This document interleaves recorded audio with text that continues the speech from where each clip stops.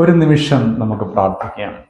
കർത്താവെ, ഇപ്പോൾ ഈ മെസ്സേജിന് വേണ്ടി ഒരുങ്ങുന്ന ഓരോ പ്രിയപ്പെട്ടവരെയും കർത്താവിൻ്റെ തൃക്കരങ്ങളിൽ ഏൽപ്പിച്ച് പ്രാർത്ഥിക്കുന്നു. ഈ ശബ്ദം കേൾക്കുന്ന എല്ലാ പ്രിയപ്പെട്ടവരെയും യേശുവിൻ്റെ രക്തത്തിൽ ബന്ധിച്ച് പ്രാർത്ഥിക്കുന്നു. ഞങ്ങളുടെ വാക്കുകൾ ഞങ്ങളുടേതല്ല, പരിശുദ്ധാത്മാവിൻ്റെതായി മാറുവാൻ, അങ്ങയുടേതായി മാറുവാൻ അങ്ങയുടെ കരങ്ങളിൽ സമർപ്പിക്കുന്നു. ഞങ്ങൾക്കുള്ളതിനെല്ലാം യേശുവിൻ്റെ രക്തത്താൽ മുദ്രയിട്ട് പ്രാർത്ഥിക്കുന്നു. സകല പൈശാചിക ബാധകൾ ഞങ്ങളൊന്ന് വിട്ടുമാറുവാൻ ദൈവവചനത്താൽ ഞങ്ങൾ ബന്ധിതമാകാൻ പ്രാർത്ഥിക്കുന്നു. പിതാവിൻ്റെയും പുത്രൻ്റെയും പരിശുദ്ധ റൂഹായുടെയും നാമത്തിൽ തന്നെ ആമീൻ. സ്നേഹമുള്ളവരെ, നമുക്കൊരു 4 വരി ചേർന്ന് പാടി ഒരു ചെറിയ വാക്യം വായിച്ച് പ്രാർത്ഥിക്കാനായിട്ട് ഒരുങ്ങാം. ഇസ്രായേലിൻ നാഥനായി വാഴുമേക ദൈവം, സത്യജീവമാർഗമാണു ദൈവം. മർത്യനായി ഭൂമിയിൽ പിറന്നു സ്നേഹ ദൈവം, നിത്യജീവനേടുന്നു ദൈവം.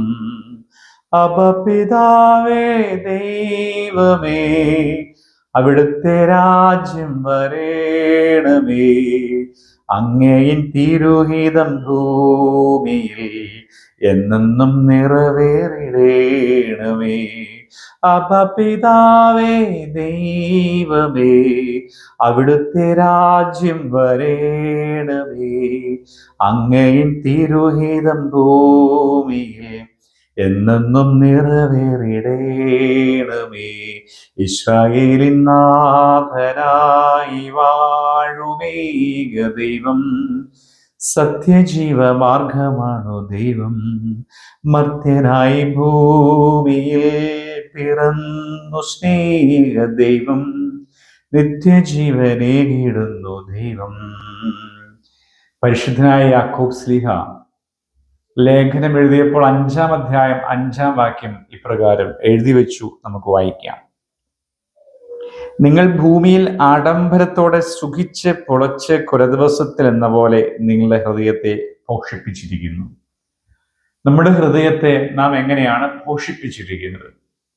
നമ്മുടെ ഹൃദയത്തിൽ എന്താണോ നിറഞ്ഞിരിക്കുന്നത് അതാണ് നമ്മുടെ പേഴ്സണാലിറ്റി. യേശു പറഞ്ഞു, നിങ്ങളുടെ ഹൃദയത്തിൽ നിന്ന്, അകത്തുനിന്ന് പുറത്തേക്ക് വരുന്നതാണ് നിങ്ങളെ അശുദ്ധമാക്കുന്നത്. പാപം, വിവിധ തരത്തിലുള്ള അശുദ്ധികൾ നിങ്ങളുടെ ഹൃദയത്തിൽ വാഴാൻ നിങ്ങൾ അനുവദിച്ചാൽ നിങ്ങളുടെ ജീവിതം സാത്താന്റെ ഒരു കൂടാരമായി മാറുകയാണ്.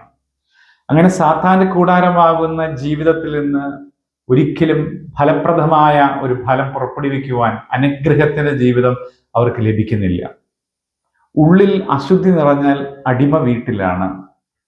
ഇസ്രായേൽ ജനം മിസ്രൈമിൽ കിടന്ന് ഭാരം അനുഭവിച്ചതുപോലെ ഈ ജനം അവിടെ കിടന്ന് വല്ലാതെ ഉരുകുകയായിരിക്കും. പ്രിയപ്പെട്ടവരെ, നമ്മുടെ ഹൃദയം നല്ല ചിന്തകൾ കൊണ്ട് പോഷിപ്പിക്കുക. നമ്മുടെ ഹൃദയം വചനം കൊണ്ട് നിറയ്ക്കുക. വചനം നമ്മുടെ കാലുകൾക്ക് അല്ലെങ്കിൽ പാതകൾക്ക് വെളിച്ചമാണ്. വചനം നമ്മുടെ ഉള്ളിൽ പ്രവേശിപ്പിക്കുക. നമ്മുടെ മനസ്സ് അശുദ്ധിയിൽ നിന്നെല്ലാം മാറി ദൈവത്തിന്റെ സ്നേഹം കൊണ്ടും കരുണ കൊണ്ടും നിറയുക. പ്രിയപ്പെട്ടവരെ, ഇവിടെ ശ്ലീഹ ആരോടാണിത് പറയുന്നത്? നിങ്ങളുടെ ഹൃദയം നിങ്ങൾ പോഷിപ്പിച്ചിരിക്കുന്നത് മരണ ദിവസത്തേക്ക് വേണ്ടിയിട്ടാണ്. എന്തായിരുന്നു അതിന്റെ കാരണം?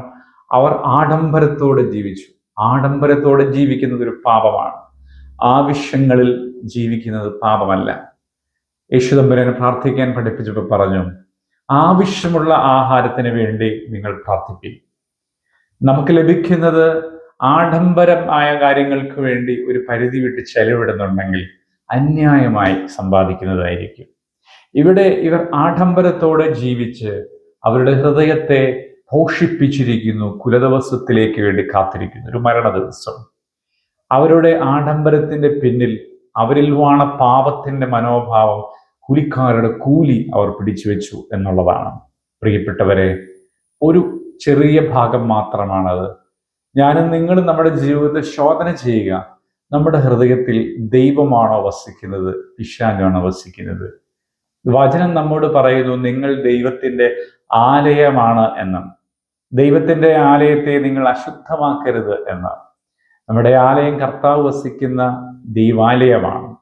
നമ്മുടെ ആലയത്തിൽ കള്ളന്മാർ പാടില്ല. അതിന് സാമ്യമായിട്ട് യേശു ദേവാലയത്തിൽ കച്ചവടം ചെയ്തവരെ ചാട്ടവാറുകൊണ്ട് അടിച്ചു പുറത്താക്കി. മനുഷ്യഹൃദയങ്ങളിൽ അധിവസിക്കുന്ന ദുരാത്മാക്കളെ ചാട്ടവാറുകൊണ്ട് അടിച്ചു പുറത്താക്കുവാൻ വേണ്ടി ലോകം മുഴുവനുമുള്ള എല്ലാ പ്രിയപ്പെട്ടവരെയും യേശു പറഞ്ഞ ഇതുപോലെയുള്ള അനുഗ്രഹത്തിലേക്ക് കൊണ്ടുവരുവാൻ തൻ്റെ ജീവൻ പ്രാണൻ അത് യാഗമായി അർപ്പിച്ചു. യേശുവിൻ്റെ രക്തത്താൽ ദിവസവും കഴുകൽ പ്രാപിക്കുന്ന ഓരോ വ്യക്തികളും, രക്തം കൊണ്ട് ശുദ്ധീകരിക്കപ്പെടുന്ന ഓരോ വ്യക്തികളും തങ്ങളുടെ ഹൃദയത്തിൽ അടിഞ്ഞുകൂടിയ പാപക്കറകൾ കർത്താവിൻ്റെ രക്തത്താൽ കഴുകി നിങ്ങളുടെ ഹൃദയം, നമ്മുടെ ഓരോരുത്തരുടെ ഹൃദയം പോഷിപ്പിക്കപ്പെടുന്ന ഒരു അനുഭവത്തിലെത്തുന്നു. എങ്ങനെ പോഷിപ്പിക്കപ്പെടുന്നു? ദൈവവചനം കൊണ്ട്, നല്ല ചിന്ത കൊണ്ട്, ദൈവിക അനുഭവങ്ങൾ കൊണ്ട്. പ്രിയപ്പെട്ടവരെ, ദൈവസന്നിധി നിരന്തരമായ പ്രാർത്ഥനയും ജാഗ്രതയോടുകൂടിയുള്ള കാത്തിരിപ്പും നമ്മെ ശുദ്ധീകരിക്കും. ഇപ്പോൾ ഈ വചനം കേൾക്കുന്നവർ, നിങ്ങളുടെ ഹൃദയത്തിൽ എത്ര വലിയ പാപമാണെങ്കിലും യേശുവിൻ്റെ മുഖത്തേക്ക് നോക്കുമ്പോൾ നിങ്ങളിലേക്ക് ഒരു ശക്തി വ്യാപരിക്കും. നമുക്ക് കർത്താവിൻ്റെ മുഖത്തേക്ക് നോക്കി പ്രാർത്ഥിക്കാം. സർവശക്തനും പരിശുദ്ധനുമായ ദൈവമേ, ഈ സമയത്ത് ഈ പ്രാർത്ഥനയിൽ പങ്കുചേരുന്ന, എൻ്റെ ജീവിതത്തിലെ അഴുക്ക് മാറ്റണമെന്ന് പ്രാർത്ഥിച്ചുകൊണ്ട് ഇപ്പോൾ ഇരിക്കുന്ന എല്ലാവരെയും യേശുവിൻ്റെ രക്തത്തിൽ ഞങ്ങൾ അനുഗ്രഹിച്ചു പ്രാർത്ഥിക്കുന്നു. അവരുടെ മേലുള്ള പാപത്തിൻ്റെ ആത്മാക്കൾ, പൈശാചിക ശക്തികൾ യേശുവിൻ്റെ അധികാരമുള്ള നാമത്തിൽ വിട്ടുപോകട്ടെ. അവർ ശുദ്ധീകരിക്കപ്പെടട്ടെ.